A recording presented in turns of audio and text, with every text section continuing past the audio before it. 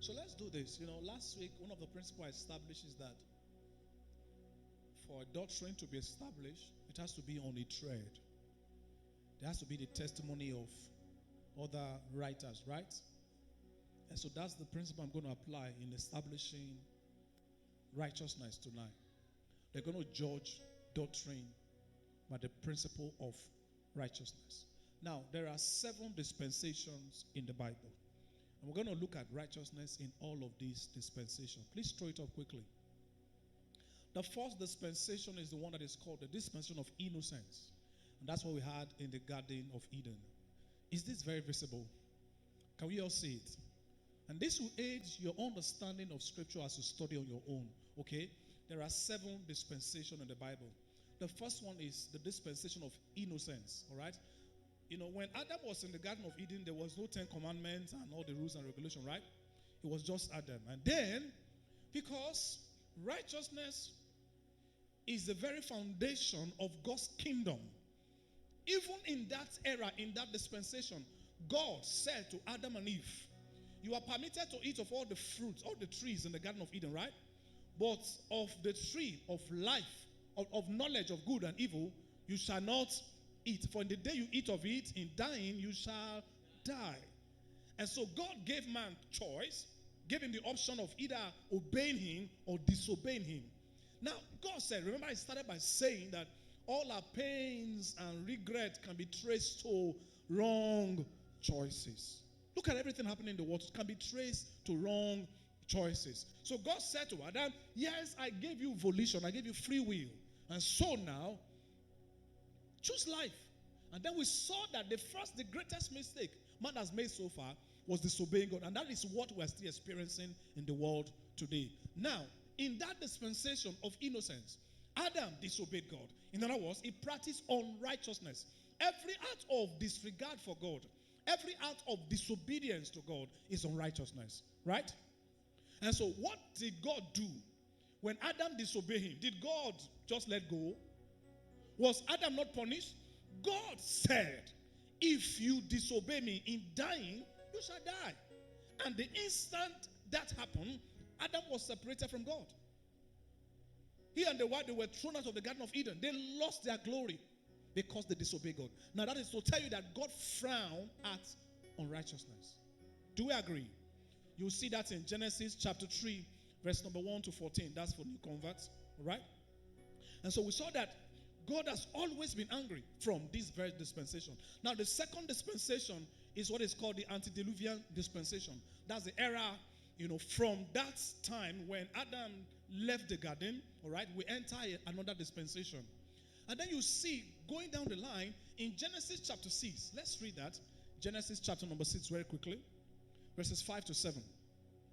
Genesis chapter 6, 5 to 7.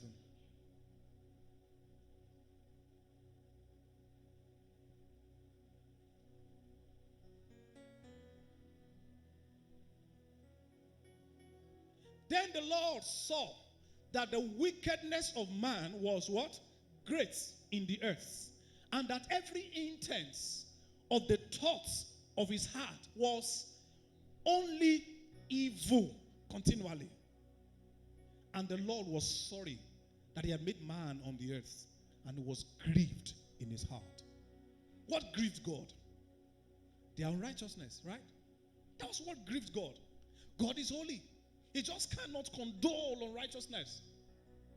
And so God, that was the reason why the first earth was destroyed with flood.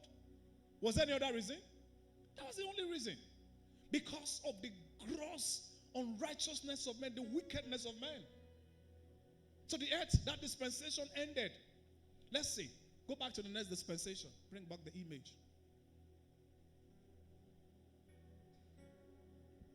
And so after this, we have civil government, right?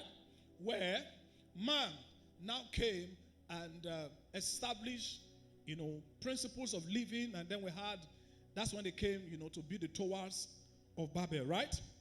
Let's see Genesis chapter 12. Chapter 9, sorry. Genesis 9. I think we won't read it because of time. Genesis chapter 9, 10, and 11 It's a dispensation. We'll show you this dispensation of civil government, of man, running his affairs. And then God now shifted his focus away from this era, from these people, and came to a man called Abraham and started a new walk with him. Now, that era is called the dispensation of promise, right? The dispensation of promise. And then you see that under that walk, under that dispensation, God still frowned at unrighteousness. Of course, you know what God did for the builders of towers of Babel, right? God frowned at unrighteousness. There was still evil on the earth, and then they wanted to do things their own way. And so God brought judgment. Now you see this dispensation started in the book of Genesis chapter 12 down to Exodus 19. Right? From Genesis chapter 12 down to Exodus 18, Exodus 18. That's the era of promise. When God was working with Abraham, working with that covenant with his descendant.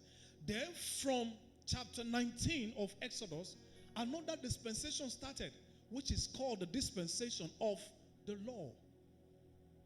And that's when you see that in chapter 19 of Exodus, that's when the 10 Commandments was given.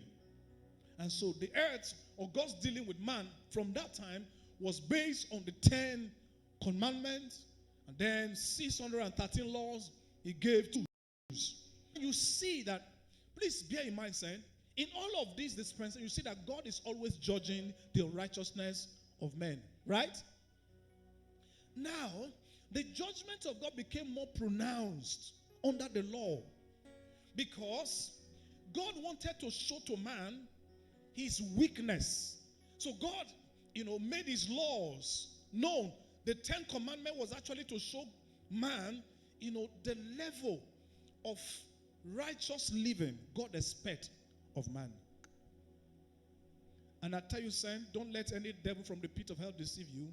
The 10 Commandments is still very relevant today. No society can walk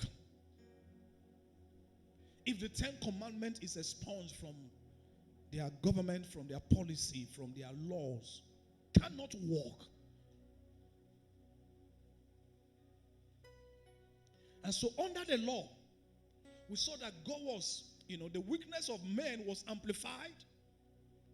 And, God judged sin. He judged wickedness and the unrighteousness of men. And when that dispensation was to end, God brought in a new era, which started when Jesus Christ resurrected. The death, burial, and resurrection of Jesus Christ ushered in a new dispensation that is called the dispensation of grace. And that is the dispensation we are still under right now. So we are no longer under the dispensation of the law. We are now under the era of grace. Now, some ignorant, overambitious preachers and teachers will now want to tell you that, you see, we are not under the law. We are under grace. So as if to say that, man is now allowed to practice unrighteousness. Not at all. Malachi chapter 3 verse number 6, it says, I am the Lord. I change it not. I am the Lord. I change it not.